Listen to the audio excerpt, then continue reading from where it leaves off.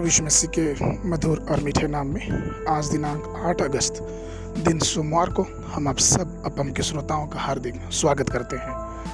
आज के दिन के लिए जो वचन है वो लिया गया है पहला यूहन्ना की पत्री उसका 2 अध्याय उसका 6वां पद। वचन कहता है, सो कोई यह कहता है कि मैं उसमें बना रहता हूँ, उसे चाहिए कि आप भी वैसा ही चले जैसा वह चलता था। प्रभु में प्रिय लोगों, हम सबको प्रभु यीशु मसीह के वचन पर और उसके साथ चलने की जरूरत है। हमें वैसे ही चलना चाहिए जैसे वह चला, और यही विजयी जीवन का रहस्य है। यदि आपको उसके साथ चलना है तो आपको उसकी वाणी, उसकी आज्ञाओं और उसके वचनों का पालन करना अति आवश्यक है।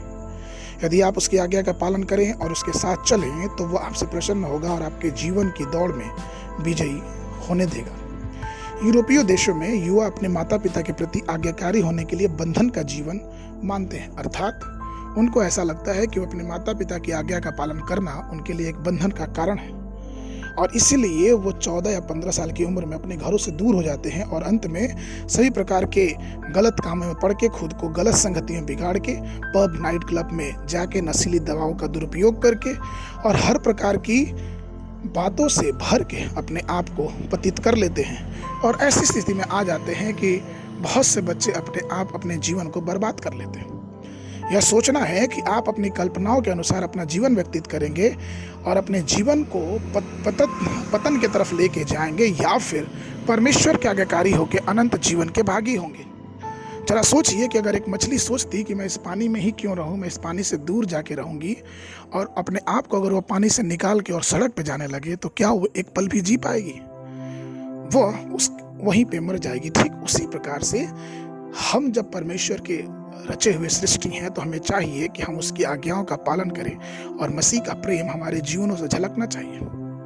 परमेश्वर ने हमको और आपको स्वतंत्र किया है और हमें ज्ञान दिया है ताकि हम अच्छे और बुरे की बातों को जान सके और अपने सामने जीवन के मार्ग को चुन सके, जो कि हमारे सामने परमेश्वर ने 2 मार्ग रखा है, जीवन का मार्ग और मृत्यु का मार्ग। दोनों मार्ग हमारे सामने। हमें चाहिए कि जिम्मेदारी से अपनी नैतिक बातों को समझें और एक मार्ग को आंतरिक विवेक से समझें। जब हम प्रभु के प्रेम करते हैं तो उसकी आज्ञाओं का पालन भी करते हैं और अपने हृदय की गहराइयों से उस आज्ञाओं को मान के परमेश्वर की असीम शांति का अनुभूति भी करते हैं।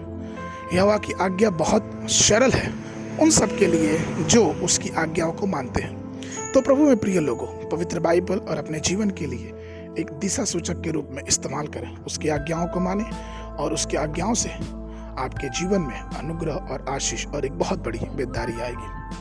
आज के मनन के लिए जो पद है वो लिया गया है व्यवसाय विवरण की पुस्तक उसका 13 अध्याय 4 पद। तुम अपने परमेश्वर यहोवा के पीछे चलना, उसका भय मानना, उसकी आज्ञाओं पर चलना और उसका वचन मानना, उसकी सेवा करना और उसी से लिपटे रहना। बाइबल अध्ययन के लिए सुबह के समय भजन संहिता की पुस्तक उसका 74, 75, 76 अध्याय, शाम के समय रोमियो की पुस्तक उसका 9 अध्याय 16 पद से लेकर 33 पद तक। परमेश्वर आप सबको आशीष देवे।